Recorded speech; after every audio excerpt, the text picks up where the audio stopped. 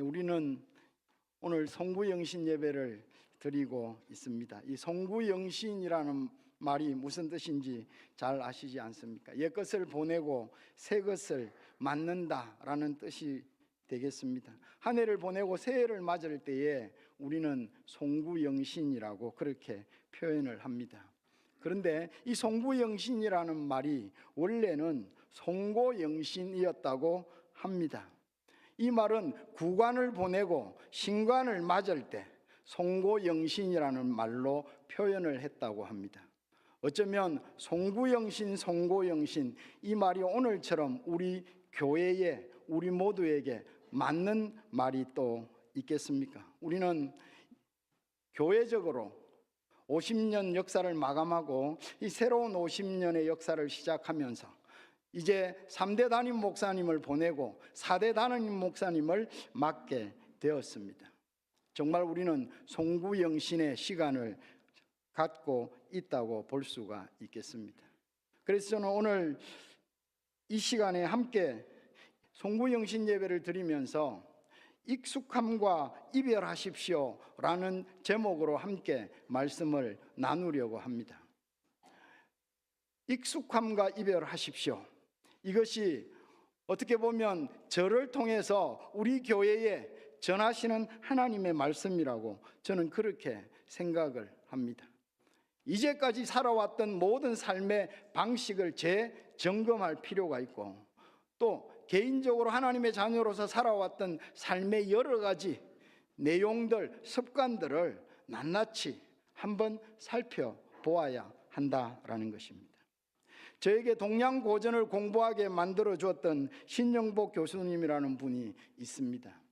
이분은 성공회대 석자 교수로 계시다가 돌아가셨는데, 그분이 쓴 감옥으로부터의 사색에 보면 1984년 12월 28일 날 쓴 편지가 기록이 되어 있습니다. 그는 거기에서 이렇게 말합니다. 새해가 겨울의 한복판에 자리 잡은 까닭은 낡은 것들이 겨울을 건너지 못하기 때문인가 봅니다. 낡은 것들로부터의 결별이 새로움의 한 조건이고 보면 칼날 같은 추위가 낡은 것들을 가차없이 잘라버리는 겨울의 한복판에 정월 초하루가 자리 잡고 있는 까닭을 알겠습니다. 세모에 지난 한 해 동안의 고통을 잊어버리는 것은 삶의 지혜입니다. 그러나 그것을 잊지 않고 간직하는 것은 용기입니다. 나는 이 겨울의 한복판에서 무엇을 자르고 무엇을 잊으며 무엇을 간직해야 할지 생각해 봅니다. 이렇게 편지를 감옥에서 썼습니다. 사랑하는 성도님 여러분, 오늘 우리는 성도로서 하나님 앞에서 비슷한 질문을 해야 할 것입니다. 나는 무엇과 결별해야 할 것인가? 저는 그런 의미에서 우리 모두가 함께 하나님 앞에서 익숙함과 이별해야 된다는 것을 믿습니다. 사랑하는 성도님 여러분, 익숙함은 성숙함이 아닙니다. 사실 익숙함은 우리에게 굉장히 편리함과 편안함을 가져다 줍니다. 그런데 편안하다는 말의 함정을 우리는 잊지 말아야 합니다. 편안하다는 것은 머리와 몸이 에너지를 쓸 필요가 없어질 때에 편안합니다. 그것은 잘못되면 자연스럽게 어쩌면 게으름과 무감각으로 이어진다는 것입니다. 자기 성장을 위해서 공부하는 것, 이런 게 아무 의미가 없어집니다. 내가 뭔가 새롭게 변화되어야 된다는 의지도 사라집니다. 그래서 아주 익숙해지면 너무 편안해져서 생각이 없어지는 것입니다. 원숭이도 나무에서 떨어진다는 이야기가 있지 않습니까? 한번 생각해 봅시다. 왜 원숭이가 나무에서 떨어질까요? 저는 딱 한 이유라고 생각합니다. 익숙함 때문입니다. 이 나무에서 저 나무 평생 건너다녔기 때문에 이제는 눈을 감고도 건너다닌다고 생각하는 순간 떨어진다라는 것입니다. 사랑하는 성도님 여러분, 우리가 어떤 부분의 익숙함과 이별해야 될까요? 우리는 영적인 익숙함과 이별해야 한다라는 것입니다. 영적인 익숙함에 젖어들게 되면 우리의 영혼은 점점 무뎌지게 됩니다. 그리고 우리는 우리의 영적인 성숙과 하나님으로부터 오는 은혜를 입기 위해서 함께 엎드리고 기도하고 읽고 듣고 공부하는 모든 것으로부터 게을러지게 된다라는 것입니다. 영적인 익숙함에는 성장이 없습니다. 도전이 없기 때문입니다. 힘쓸 이유가 없기 때문입니다. 그래서 한마디로 하던 대로 하게 된다는 것입니다. 그것이 치명적입니다.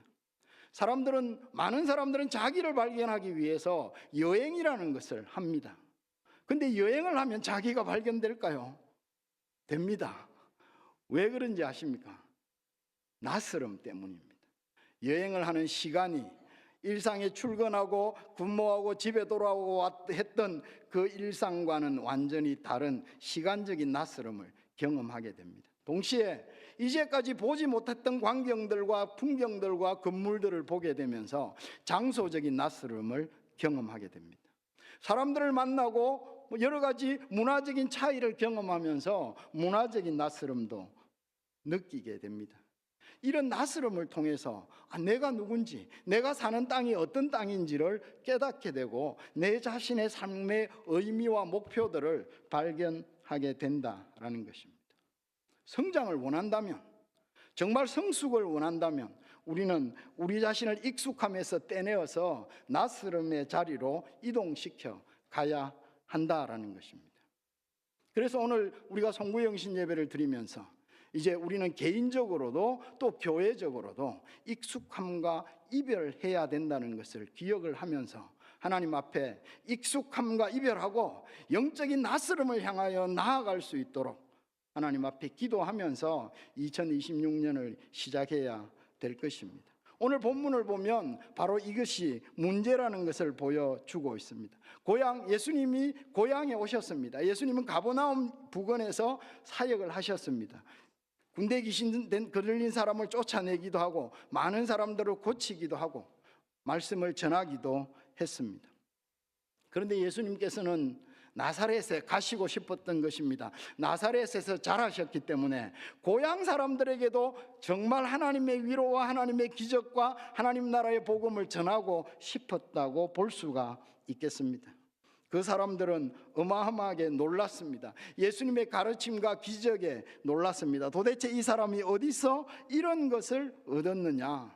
이 사람이 받은 지혜와 그 손으로 이루어지는 권능이 도대체 어떻게 된 것이냐?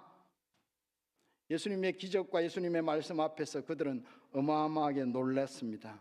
그런데 그 결과는 무엇입니까? 예수를 배척한지라 3절에 그렇게 기록하고 있습니다. 어마어마한 권위 있는 가르침과 병자를 고치는 놀라운 기적들을 보면서 그들이 예수님을 배척한 이유가 무엇이겠습니까? 단 하나입니다. 익숙함 때문이었습니다. 예수님이 자랐던 그 동네에 어릴 때부터 보아왔던 사람들이니까 너무너무 익숙해졌을 것입니다. 저 예수는 우리가 어릴 때부터 보았던 아이 아니었느냐? 저 예수가 소년이 될 때 우리도 봤지 않느냐? 이제 청년이 되지 않느냐? 직업 목수 아니냐? 사실 목수는 그렇게 신분적으로 고상한 신분이 아니었습니다. 요새로 말하면 이런저런 모든 일들을 다 처리해 주는 사람이라고 볼 수가 있겠습니다. 그리고 말씀은 저 예수가 마리아의 아들이 아니냐 이렇게 말합니다. 사실은 모든 유대의 사람들은 다 아버지의 이름으로 아들을 칭했습니다. 누구의 아들? 베냐민도 야민의 아들, 이런 명칭이 언제나 붙었습니다. 그런데 마리아의 아들이라고 부른 걸 보면 요셉은 오래전에 소천한 상태라고 볼 수가 있습니다. 그럼에도 불구하고 요셉의 아들이라고 부를 수도 있는데 마리아의 아들이라고 사실은 비하하는 호칭이기도 합니다. 그런데 우리는 요셉의 아들이 아니라는 것도 잘 알고 이 기록이 사실은 더 주님을 잘 설명하는 내용이라고 볼 수도 있습니다. 그리고 예수님의 형제들, 누이들 다 알지 않느냐? 한마디로 익숙함 때문에 예수님을 배척했다라는 것입니다. 우리는 거꾸로 한번 생각해 봅니다. 만약에 우리 동네에 예수님이 사시면 얼마나 영광스럽겠습니까? 예수님이 뛰놀 때 우리도 같이 뛰놀았다 하면 얼마나 감동이 되겠습니까?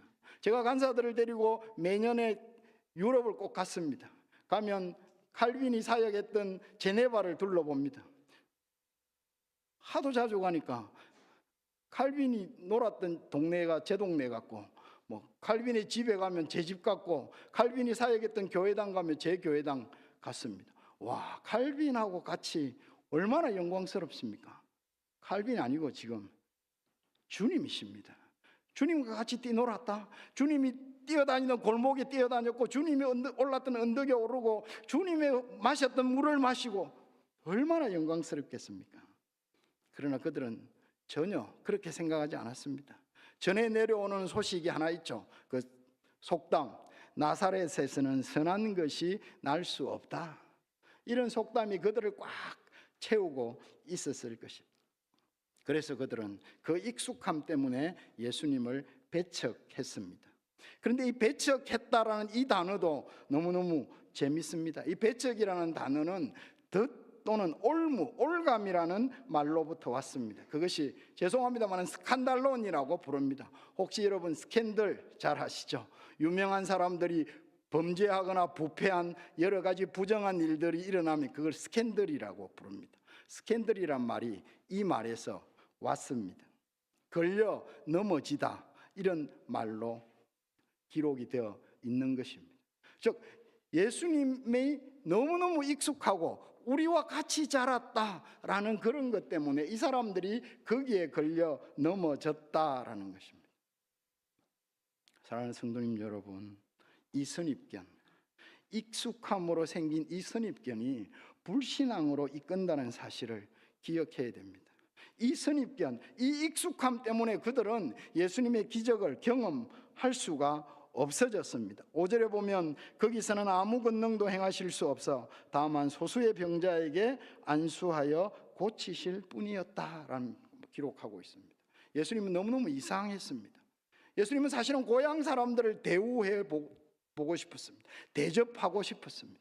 그래서 하나님의 복음을 전하기도 하고 병자들을 고치기도 하고 싶었습니다. 사람 지난한 삶을 위로해 주시기도 하고 싶었습니다. 그런데 그들은 익숙함 때문에 예수님을 배척했습니다.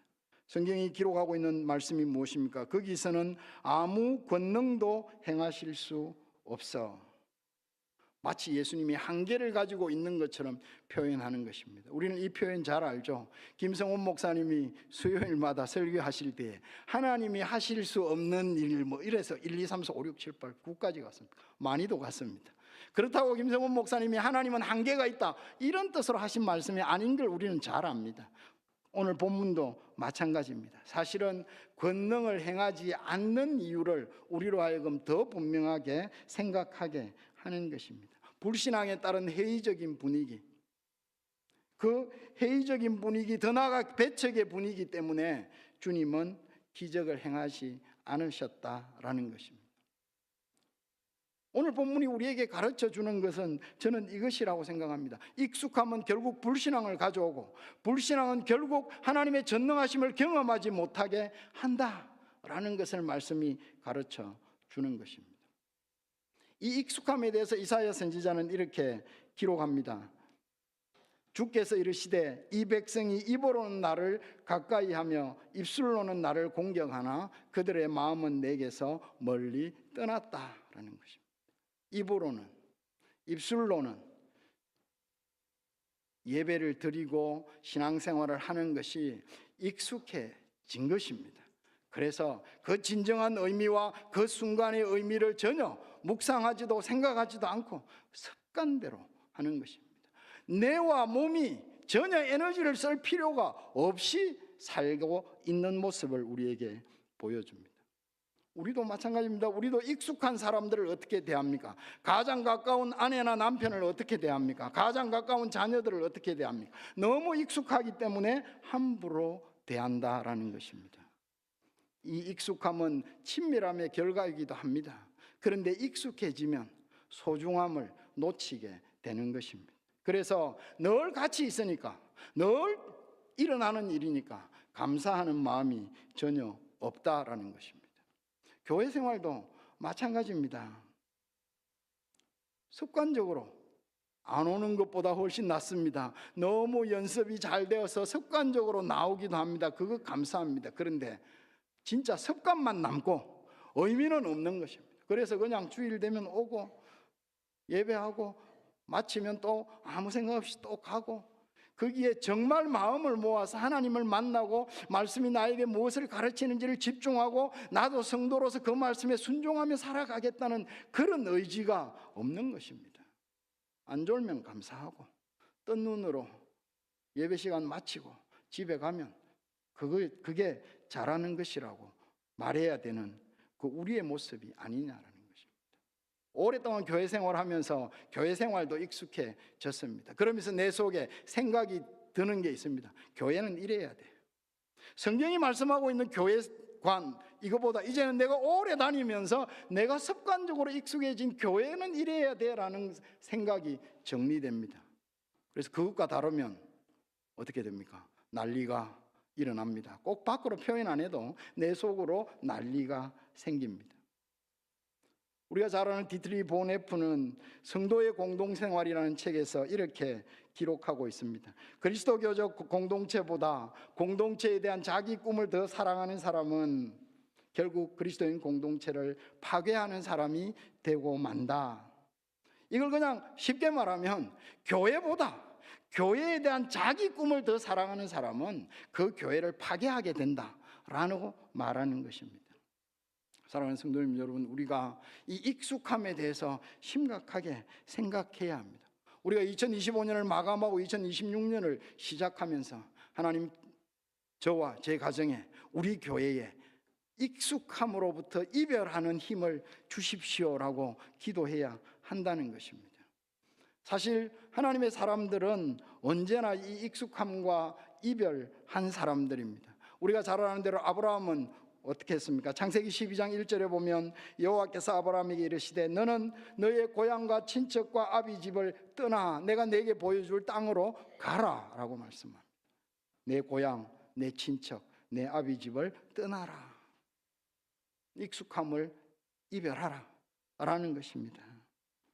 느헤미야는 어땠습니까? 느헤미야는 왕궁의 익숙함과 이별했습니다. 그는 왕궁에서 권력자로서 권력의 핵심 측근으로서 살 수 있고 평안하게 살 수 있었습니다. 그러나 예루살렘 성문이 불타고 성벽은 무너지고 늑대와 여우의 짐승들의 굴이 되었다는 소식을 듣고 마음 아파서 그 익숙함, 편안함을 거부하고 그 익숙함과 이별하고 예루살렘 성을 건축하기 위해서 나아갔습니다. 예수님을 따른 제자들은 어땠습니까? 마가복음 1장 18절 20절에도 마찬가지입니다. 이렇게 기록합니다. 예수께서 이르시되 나를 따라오라 내가 너희로 사람 낚는 어부가 되게 하리라 하시니 곧 그물을 버려두고 따르니라. 조금 가다가 세베대 아들 야고보와 그 형제 요한을 보시니 그들도 배에 있어 그물을 깁는데 곧 부르시니 그 아버지 세베대를 품꾼들과 함께 배에 버려두고 예수를 따라가니라. 그들은 이제까지 살아왔던 삶의 익숙함과 이별했습니다. 바울도 마찬가지였습니다. 갈라디아서 1장 15절부터 17절에 보면 다메섹 도상에서 예수님을 만난 뒤에 바울이 어떻게 했는지 기록하고 있습니다. 내가 곧 혈육과 의논하지 아니하고 또 나보다 먼저 사도된 자들을 만나려고 예루살렘으로 가지 아니하고 아라비아로 갔다라는 것입니다. 아라비아는 어디입니까? 광야입니다. 바울 역시 주님의 맡기신 사명을 감당하기 위해서 익숙함, 편안함과 이별했다라는 것입니다. 이스라엘 백성들에게 하나님이 요구하신 절기가 있죠. 절기 중에 초막절이라는 절기가 있지 않습니까? 왜 초막절을 지키게 했습니까? 그 초막절이 무엇입니까? 초막절은 출애굽 광야의 과정을 잊지 않기 위해서 하나님께서 1년에 한 번씩 집에 자지 말고 초막을 짓고 거기에서 일주일을 지내라라는 것이었습니다. 거기에서 지내면서 우리 조상들이 광야 생활하면서 하나님의 은혜를 입고 마침내 출애굽에 성공해서 가나안 땅에 인도해 주신 하나님을 기억하면서 감사하게 했다라는 것입니다. 느헤미야서 8장 14절은 이렇게 기록합니다. 율법에 기록된 바를 본즉 여호와께서 모세를 통하여 명령하시기를 이스라엘 자손은 일곱째 달 절기에 초막에서 거할지니라 하고, 너희면은 모든 이스라엘 백성들을 불러 세워서 집에서 자지 말고 초막에서 일주일 동안 거하면서 초막절을 지킬 것을 명령했습니다. 하나님의 사람들은 익숙함과 이별하는 삶을 살았습니다. 익숙하면 불신앙으로 나아가게 되고, 그래서 결국 하나님의 기적을, 하나님의 전능하심을 경험하지 못하게 된다라는 것입니다. 말씀도 이렇지만 동시에 역사도 우리에게 이런 것을 가르쳐 줍니다. 제가 SFC 대표 시절에 몽골 지부를 개척하게 되었습니다. 몽골 지부를 개척하기 위해서 몽골에 대한 책들을 제법 많이 읽었습니다. 그런데 제 마음에 꽂힌 책이 하나 있는데, 배석규라는 사람이 지은 대몽골 시간여행이라는 책이었습니다. 이 책은 YTN 기자들이, 원래 배석규 이분이 YTN 기자였기 때문에 이 기자들 총 15명이 유라시아의 초원들을 다 뒤지고 조사하고 몽골에 대해서 조사해서 쓴 책이었습니다. 그 책에서 몽골이 제국을 이룰 수 있었던 이유를 딱 한 줄로 이렇게 설명합니다. 가벼워야 빠르다. 그러면서 내용 중에 이런 내용이 있습니다. 몽골 군인들이 소 한 마리를 말려서 가루를 만든다는 것입니다. 그러면 소의 방광 안에 들어가게 된다는 겁니다. 그걸 매면 이게 물을 끓여서 부어서 먹으면 비상식량으로 1년 식량이 된다는 것입니다. 1년 식량을 등에 지고 잘 달리는 힘 좋은 말을 타고 가벼운 무장으로 유럽을 점령할 수가 있었다라는 것입니다. 그런데 징기스칸이 아들들에게 이런 말을 했다는 것입니다. 내 민족이 붉은 벽돌집에 거하는 날 내 나라는 망한다 라고 선언을 한 것입니다. 즉 유목정신을 지켜야 된다는 것이죠. 그래서 그 손자 쿠빌라이 칸이 대도를 건설했습니다. 대도가 지금 북경 아닙니까? 북경에 엄청난 궁궐을 지었습니다. 그런데 지어놓고 할아버지 말씀이 생각이 나서 내 민족이 붉은 벽돌집에 거하는 날 내 나라는 망한다 라는 말이 기억이 나서 그 왕궁 앞에 마당에 몽골 천막을 게엘이라고 하죠. 게엘을 짓고 살았다라는 것입니다. 역사는 이런 익숙함과 이별하는 이 노마드 정신, 안주를 거부하는 정신, 끊임없는 탐구와 변화를 추구하는 정신이 제국을 이루었다라고 우리에게 그렇게 가르쳐 주고 있습니다. 사랑하는 성도님 여러분, 우리는 그리스도인으로서 무슨 익숙함과 이별해야 되겠습니까? 우리는 신앙적 익숙함과 이별해야 합니다. 내가 지금까지 해오던 대로 하면 안 된다는 것입니다. 익숙함은 절대 성숙함이 아니다라는 것입니다. 조금 더 심하게 말하면 익숙하면은 은혜가 없다라고 규정하셔도 된다는 것입니다. 아무 생각 없이 습관처럼 주일날 예배 와서 예배드리고 집에 가면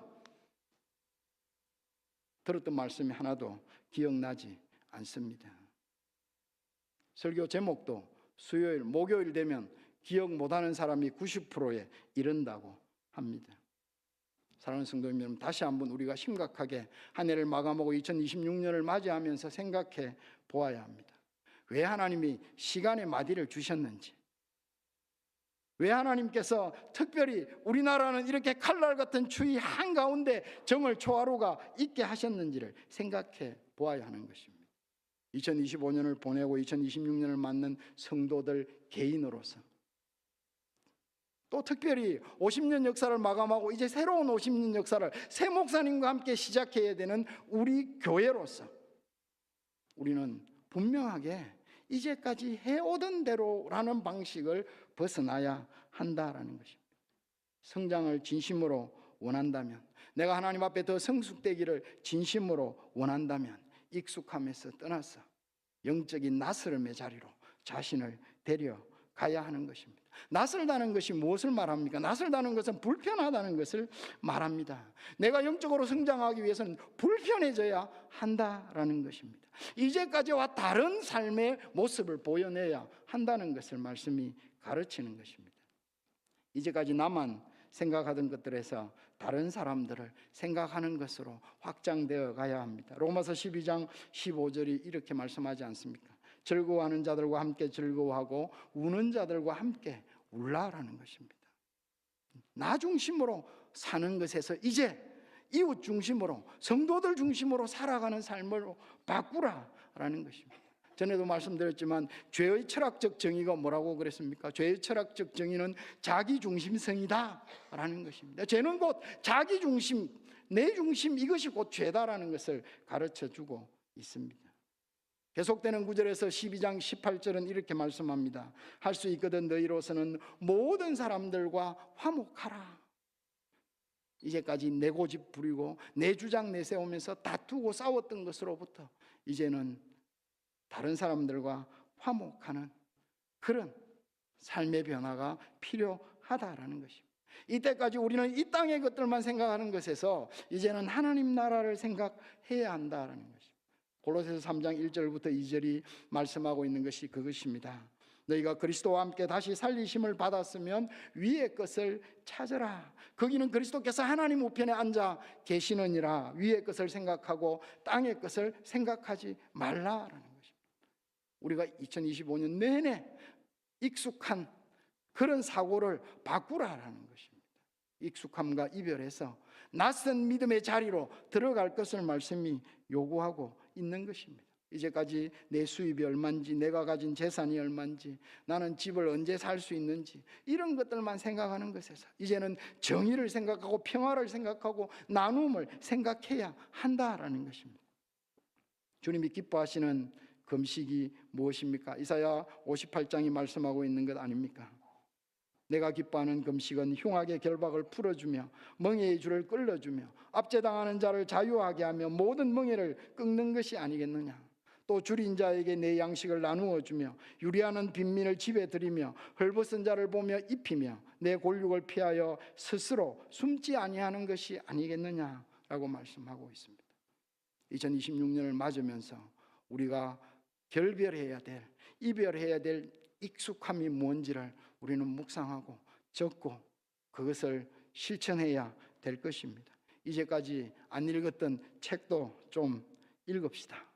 가만히 앉아서 쳐다만 보면 되는 그런 영상, 그런 화면이 아니고 이제는 종이로 된 책을 사서 줄을 끊기도 하고 읽다가 무슨 말인지 몰라서 다시 뒤로 돌아와서 또 다시 읽어가기도 하고 손으로 페이지를 넘기면서 그런 삶을 살아가야 한다는 것입니다. 이제까지 어색해서 하지 않던 말을 또 해보는 것입니다. 이건 제 이야기네요.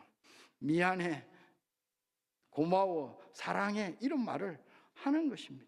그리고 아무리 고신이지만 말씀을 들을 때, 감동이 될 때 아멘이라고 크게 말해보기도 하는 것입니다. 감사합니다. 이럴 줄은 몰랐습니다. 그리고 이제까지 안 하던 행동도 해야 합니다. 나는 이제까지 기도 안 했어. 자랑이 아닙니다. 이제까지 안 하던 기도도 해보자는 것입니다.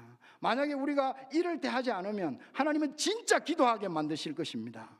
그러기 전에 매일매일 하나님 앞에 기도하고 주의 은혜를 구해야 됩니다. 안 읽던 성경도 읽고 안 하던 봉사도 하고 안 하던 헌금도 하고 이제까지 내가 해오는 것과 다른 익숙함과 이별하는 영적인 낯설음의 자리, 영적인 불편함의 자리로 우리는 나아가야 한다는 것입니다. 여행이 뭐라고요? 여행은 낯선 장소로 데려가는 것 아닙니까? 여러분 맨날 해외여행 생각하지 마시고 새벽에 교회 오면 낯선 장소입니다. 주중에 교회 오면 깜깜하게 불도 안 켜진 교회당 로비가 낯선 장소입니다. 새벽에 기도하러 교회도 오고 성경 공부하러 주일이 아닌 주중에도 교회 한번 나와보고 생전 안 나오던 수요 기도회도 나와서 기도해보고 우리 중고등부 청소년 대학생들은 안 가던 수련회도 가서 신체적으로 심리적으로 영적인 낯설음 가운데 자신을 세워보자는 것입니다.